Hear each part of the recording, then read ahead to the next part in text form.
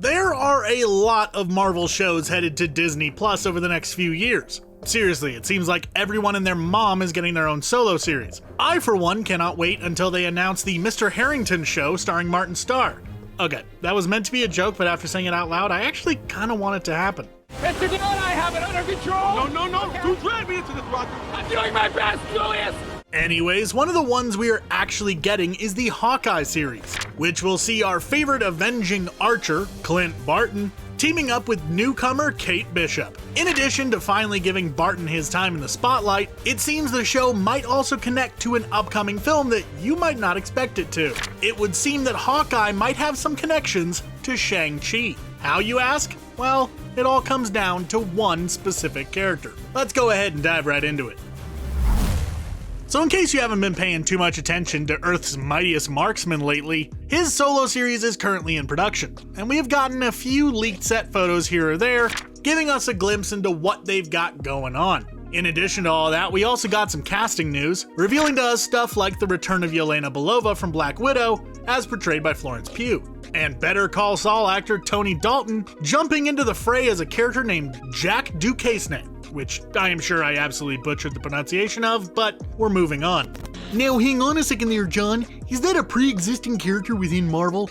Cause that name is familiar. Well, yes, disembodied voice of a stereotypical comic nerd, he is a character from the comics, one who goes by the alias Swordsman, and that character is the connection to Shang-Chi. Let me explain how. In the comics, Jack was a performer in a traveling carnival, performing daring feats using knives, blades, and pretty much any kind of weapon with a sharp edge. One day he met a young man named Clint Barton. Seeing quite a bit of potential in the lad, Jack took Clint under his wing, training him in how to use swords and introducing him to archery. Yeah, that's right. Jack is the one who actually trained Clint, which is just awesome. However, despite seeming like a pretty stand-up guy, Jack was actually in a lot of debt due to a gambling addiction that drove him to a life of crime, becoming a masked villain named Swordsman. Over the years, he would serve as a minor threat, committing crimes all over the globe. However, what he got up to was fairly insignificant until he was recruited by a supervillain known as the Mandarin, arch nemesis of Tony Stark, aka Iron Man. The Mandarin kitted Jack out with some pretty impressive weaponry, and tasked him with infiltrating the Avengers, hoping to take them apart from the inside out. That, didn't go super well, as he wound up developing feelings for Scarlet Witch, and did whatever you call the opposite of Breaking Bad, becoming a sort of hero, though he didn't wind up sticking with the team in the end. Now, where is the Shang-Chi connection?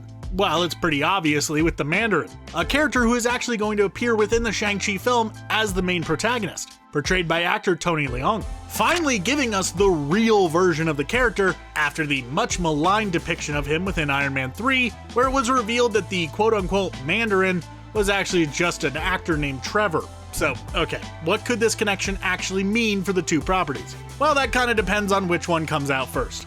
As it stands, it looks like we're going to be getting Shang-Chi first, as it is currently scheduled for July 2021, whereas Hawkeye is just generally slated for sometime next year. As that is the case, it wouldn't surprise me if one of two things happen. First is having Swordsman actually first appear during Shang-Chi, perhaps showing his interaction with the Mandarin, even having him give him the orders to infiltrate the Avengers, probably via his previous relationship with Clint Barton. Or perhaps the Mandarin will appear within the Hawkeye show doing roughly the same thing.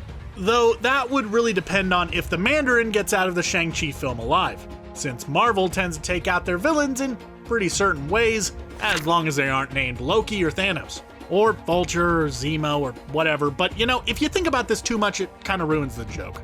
Imagine if the Mandarin were to actually become the Loki of this next phase, constantly popping up and causing issues for heroes all across the Marvel Cinematic Universe. First Shang-Chi, then Hawkeye, then heck, maybe even people like She-Hulk or Miss Marvel in their respective solo Disney Plus series. Just constantly pulling the strings in the background and actually making the Ten Rings organization something to fear, instead of just kind of a joke that Iron Man 3 left them off as. Could be fairly interesting. Either way, I'm excited to see what winds up happening in both Shang-Chi and the Hawkeye series. For now though, all there is to do is wait. How cool would it be to see Shang-Chi team up with Clint Barton, the world's best archer fighting side by side with the world's best martial artist? Just sounds amazing. Naturally, unless one of them bites the big one before the next big team up, it's bound to happen eventually, but still is something fun to think about.